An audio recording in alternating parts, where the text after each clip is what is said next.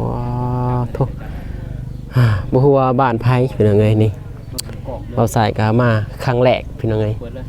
ว้าวทุกความฝันเป็นยังไงเข้าไปเบิ่งข้างในโอ้ตาทุกบ้านราคา4 ล้านเฉพาะบ้านนี่บ่ว้าว4 ล้านบาท5 ล้านสองห้องบ่ช่องห้องช่องห้องนอนมีห้องน้ำกับช่องห้องน้ำกับซองทุกพี่น้องเอ้ยช่องห้องนอนช่องห้องกระดาษห้องครัว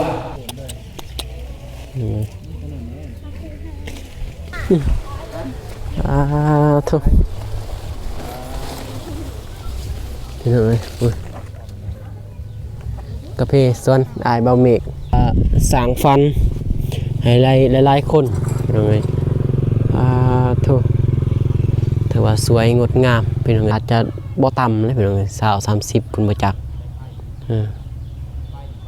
20-30พุ่นละพี่น้องเอ้ยถือว่าลายลวงเติบทุก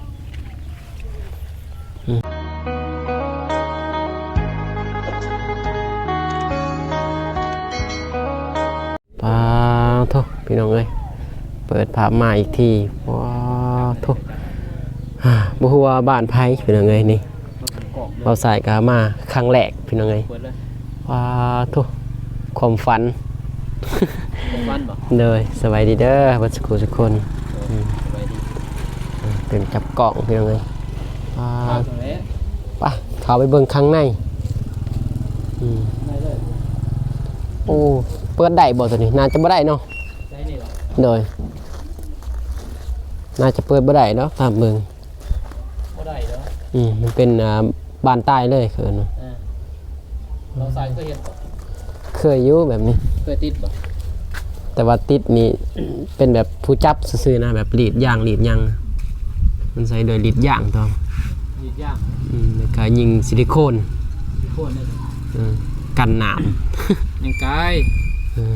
กันพี่บ่กล้าบ่ถือว่ากำหนดบ่ได้กำหนดบ่ได้จักปีลายเติมได้จักเท่าใดเนาะเมื่อประมาณ400-500แล้วป่ะโอ้400-500ลายเติมไปแล้วเมื่อตอนนั้นแหละก็แฝงเนาะหมดอยู่นี่แล้วแต่ว่าเขาความฟันซื่อๆเป็นยังไงความฟันได้แบบนี้มักทรงโมเดิร์นสไตล์โมเดิร์นเนาะโมเดิร์นเล่นสไตล์โมเดิร์นเข้าไปทางในเป็นยังไงเข้าไปเบิ่งข้างในโอ้ตาทุกบ้านราคา4 ล้านเฉพาะบ้านนี่บ่ว้าว4 ล้านบาท5 ล้านสองห้องบ่ช่องห้องช่องห้องนอนมีห้องน้ำกับช่องห้องน้ำกับซองทุกพี่น้องเอ้ยช่องห้องนอนช่องห้องกระดาษห้องครัวที่เงินครัวแล้วน้องคนใส่นั่นแหละเดี๋ยวเนาะมีคือแค่หนักโอ้เห็นสไตล์แบบแทงหน้ามื้อนี่เห็นแทงหนักปากอีเด้โอ้ยกาแฟแคมเฮือนเนาะความฝันนี่เนาะสำนีก็ใส่ชีวิตพอเพียงได้แล้วโอ้ไม่ได้แน่เก็บกาแฟแต่ละปีก็โอเคแล้วเป็นยังไง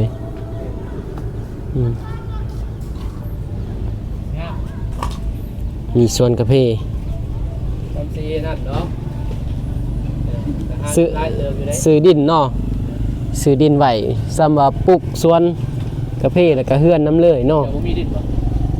บ่มีแต่บ่มีดินปลูกสางนี่สางบ่มีเพิ่นยากแน่แหละใส่ชีวิตงานดองก็แต่งเลยงานดองก็ยังไปหาอะไรตัวใดวันนี้แหละ พันบ่โอ้ ปีนาเนี่ยโอ้ไม่เว้าปีสาม ขนาดปีที่สองเนาะยังแบบ 2 ปีปลายเลย อันนี้อ๋อ เห็น งามไม่ดี ว่าบ่นุ่งเลยนี่ชีวิตหัว งามไม่ดีเนาะ ปี2 ปีชีวิตหัวเลย แบบบ่ได้ต้อนได้เนาะเขนนี่ เพราะว่าน้องเมย์ว่าสิตอนซ้ำนี้พี่นี่ได้สิตอน อ๋อ น้องเมย์ว่าสิตอนโตห้าน้องเมย์มื้อนึงเห็นครับน้องเมย์ว่ายังประมาณแล้วเจียเครื่องเจียคอพุ่นแหละเดี๋ยว โอนดีไหม สิลงมาง ามไม่ดีพี่น้องเอ้ย แล้วตัวนี้ชื่อเรื่อง นี่โตมันฮักกะ แม่งกิน โตมันฮักนี่กะมุกดีเลย ขนาดตู้ห้า โอ้บ่ ปี ได้นะนี่ดิ แบบว่าพานี่เลยแบบเนาะไม่ต้องไป ไปตามแถวเนาะอืมพอดวงตานี่วิทัวเลยแล้วเนาะ ของฟันหลายคน เออความฝันหลากหลายเลยนี่ใครก็อยากได้แล้วนั่นนี่ ที่เห็นบ่ มีเฮือน นี่ดวงตา มีบ้าน อ๋อถูกผมเลย อืมโอ้ตัวนี้คือว่าเหี่ยวเนาะบ่รอดแล้วตัวนี้ขยันเหี่ยว แม่งกิน เดี๋ยว อืม แม่ง มันเหี่ยวเลย แม่งกินน้ำแน่แม่ง มันสิหัก ฮักเลย หัก อย่าไปฮักเด้ จะได้ว่าเฮาฮักได้ บ่ได้เด้ทุกนี่เลยอุ้ยกาแฟส่วนอายเบาเมกคันมีห้องข้างครึ่งเนาะนั่งส้มสวนกาแฟเลยแหละเออเฮ็ดนั่งชมวิวอยู่เทิงตัวนี้บ่โตมาเสียหญ้าบ่เออ จะมีแบบบ่มีใบ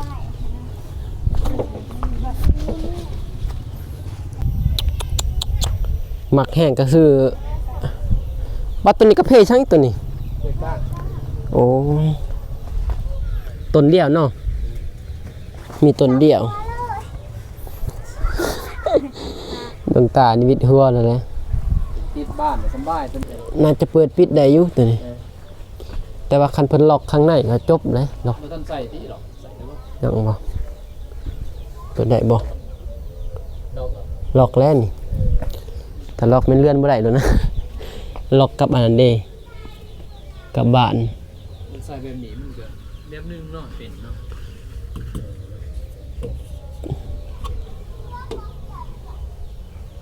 ราคาแพงได้ตัวนี้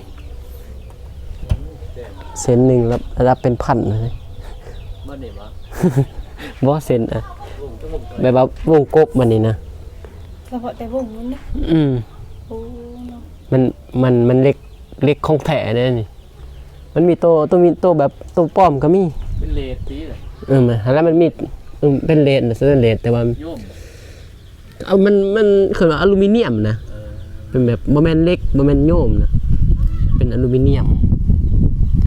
ถือว่างามแล้วเขาเฮ็ดเนี่ยแต่มันเปิดได้อยู่แต่ว่ายุงออกหั้นนะ บ่ สไตล์แบบยุงออกมันมีแบบบ้านนึงนี่คือกันแต่ว่าเฮายุงออกข้างในเห็นเด้ เอาล็อกแรกครับ แบบเฮาล็อกเลย แต่ว่ายังไงล็อกบ่นุ่งสะอ้อนบ่โอเคนี่ ตัวนี้นี่งามเป็นยังไง น้ำเจ็บกระผือ ป้องฟันน่ะแหละ ความฟัน เดี๋ยวนี้เนาะ เฮ็ดเฮือน โอเค มีบอนจอดรถเนาะ จะโหลดตั้งนานนี่ จอดทางหนาเอาเนาะโอเคแล้วสำนี้ ป้าอยากมาเบิ่ง มาเบิ่งพี่น้องเอ้ยเพื่อฟันเป็นจริงก็มีอืม มากกว่าแบบนี้ แต่ว่าบ้านนี่ก็โอเคอยู่แบบว่าบอนรับแขกได้อยู่บอนรับแขกมันกว้างดีเนาะ นี่แล้วโมเดิร์นนี่แล้วมันบ่น่าเบื่อ อืม น่าเบื่อโมเดิร์นตายคนเห็นเดี๋ยวนี้มันลายเลยโซแนวหนึง อืม เดี๋ยวมีผู้มีภัย มันมีภัยเลยนั่นนี่ กำลังเห็ มีหนึ่งเดียวในลาวไต่เลยบ่จัก แตงสองแตงโซ่เลย หนึ่งเดียวพี่น้องเอ้ย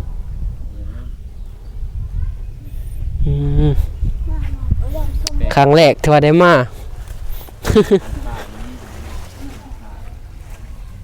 ไปเครื่องครั้งแรกบ่ ครั้งแรก เดือนน้องเมฆเนาะ เห็น เย็นนั่นน่ะ เห็นแต่ในคลิป พามาแต่กับใต้ได้ตู้กบเติมเด้อน้องเมฆเด้อเนาะนี่ก็ใต้คุณจะใต้ มันอยากเหี่ยวเนาะ ใต้ต้นเติมอยู่ประมาณ4-5 ต้นนี่แหละเท่าที่เห็นมา ประมาณ4-5 ต้น เป็นแบบเดือน งาม กันตัวบ่ตายนี่ก็งามเนาะตัวบ่ตายมากกระมุกดี ใหญ่นี่เนาะมา คือแบบว่ามันแตกตั้งแต่อันนี้ตั้งแต่20เส้นเลยเนาะ เส้น แตกหงางคักดิเอ้า ลงตา อย่างนี้เงินเบาเมก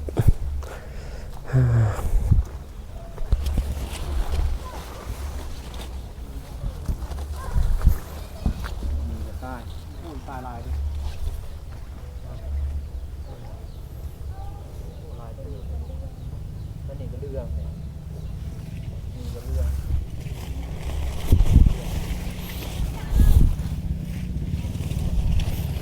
มันปุ๊บคือก็เดียวเรื่องปุ๊บเรื่องปุ๊บ ทุโอ้ตัวนี้มันยาฆ่าเนาะ ยาฆ่าบ่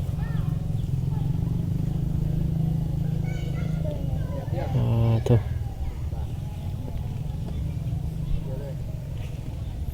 คักอันนี้พี่น้องเอ้ยครั้งแรกของเบาสายแล้วก็น้องบุษบาที่ว่าได้มาบ้านอ้ายเบาเมฆพี่น้องเอ้ยที่ว่าสร้างฟันให้หลายๆคนพี่น้องเอ้ยทุถือว่าสวยงดงามพี่น้องเอ้ยมักสุดก็คือกาเฟ่นี่แหละพี่น้องเอ้ยเพราะว่าช่วงนี้กาเฟ่ก็เป็นราคาดีพี่น้องเอ้ยแต่ว่าซ้ำนี่ในคันเก็บเบิดนี่อาจจะบ่ต่ำเลยพี่น้องเอ้ย20-30พุ่นบ่จัก20-30พุ่นละพี่น้องเอ้ยถือว่าลายลวงเติบทุปะ ฝากไปนำบ่ บ่ได้ยืนบัตรแล้ว ลองไปเบิ่ง เสียได้เงินเฮ็ดพาสปอร์ตมันเงินอันนี้มันจะลงไปเด้ ลองไปเบิ่งฝนตกพี่น้องเอ้ยโอ้ย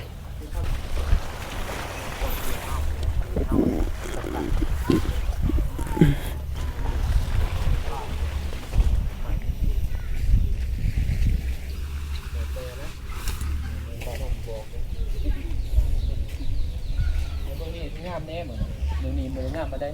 ประเภทมืองาม บาน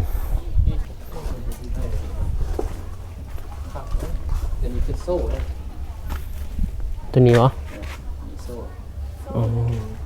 มีเล่นที่เฮ็ดคือเลื่อนบ่เตียงเห็นบ่ก่อนไป โอ้แต่ว่ายังบ่ทันติดตั้งเนาะ เนี่ย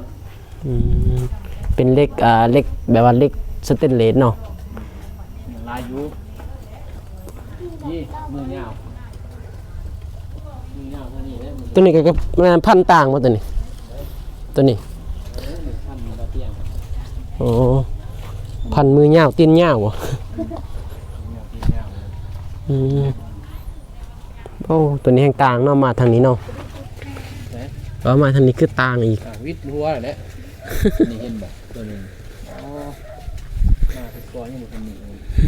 อันนี้มากับวิทย์ได้มาคือต้องการมากับวิทย์นี่ทำนี่เดี๋ยวก็ถือว่าดก แล้วสิ มาคือซอง โอ้ตัวนี้หักสำเนาะนี่โอ้เห็นตัวนั้นเลยขี่มันกาสิได้เลย ทีนี้มันกัด เห็นตัวขี่มันเลยเนาะ จะได้ยังไม่ทันตาย ตายแล้ว จะได้กก งามก็สิได้สำนั้นเนาะ โอ้3 2ปีปลาย ปอทุตัวนี้แห่งคัก ตัวนี้บ่กาแฟไอ้บ่เตียงกัน นี่แหละ พัน โอ้เว้าแล้ว มีนิดเนาะ ความโดกให้เว้า 3ก๊กนี่ก็สิบ่ได้แล้วบ่ ขู่หนึ่ง ได้บ่ล้านหนึง เด้ย 3ก๊กนี่ 3กกบ่ทันได้เนาะ ขู่หนึ่งนี่ได้ คู่หนึงอะคู่หนึงก็ กูหนึง 7โล 7โล ขู่หนึ่งนี่ได้เลยมีแต่ 7โลมันแสนป้ายเนาะ 7โลก็โลนึง20,000ก็ได้แสนปลายสำนั้นแหละ โอเคแล้วซั่น แบบซองสมมุติปีหน้านี่ตั้งอยู่เด้ปีหน้า ทางนั้น ปีหน้าสิหลายกว่านี้นี่ปีนี้ซ้ำนี้ อืม เป็นส่วนเฮาแล้วโอ้ผมสิเอาเงิน สำสิเอา สำนี้เนาะพอใจแล้วสำนี้ เอาแล้วสิให้ใช้ส่วน เออ ชาวส่วนประเภทงามนี่ก็นั่น แคมบ้านครับเนาะ โอ้ทิศนี่ต้องแนวที่ ยังเด้ยังวันหนึง ดูตัวนี้ก็ยัง อลูมิเนียมสิบ่เท่าไดอลูมิเนียมนี่ ใช่เจ้าก็ได้ฟังเหรอบ่เขาวงเอี่ยมบ่ ปงเอี่ยมนี่ บริธามน้องคนนึงเมื่อเท่าไหร่มีผู้ซอยน้ำแน่เล็กน้อยนะ คนนี้เนี่ยเพิ่นกระจุกบ่น้องยืมเงินเพิ่นก็กระจุกเพิ่นมีเงินบ่น้องก็สิยืมไปแปลงรถนั่นแหละแต่บ่มีเงิน อืม จุกบัดน้องนี่ก็จุกบ่น้องก็จุก มีแต่ช่วงนี้เนาะยากเนาะอืม นี่แหละสองมื้อเที่ยงก็ไปเด้สองศอกนี่สองเดียวที่ซื้อมานำ เดี๋ยวสองเดียวทางจักลิตรตัวนี้พันบ่พันลิตรบ่ฮอดบ่ 2,000 2,000 ลิตร 2,000 ลิตรไป ไป ครับบัด ไฟไฟ ไปดวงตา ออกเราด้วยนะ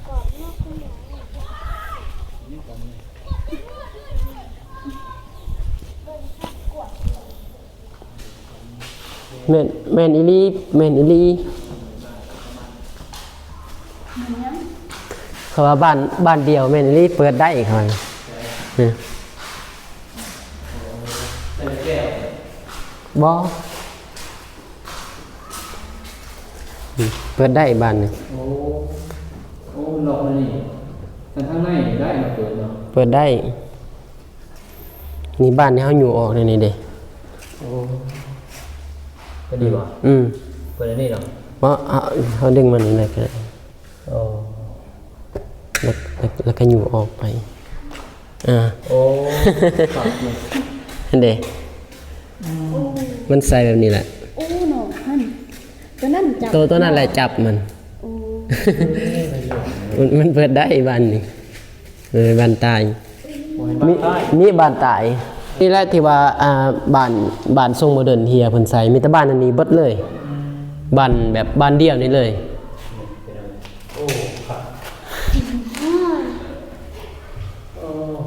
ติดตั้งก็ง่ายได้บ้านนี่ เพราะว่าเฮาได้ยกเบิดเลยเด้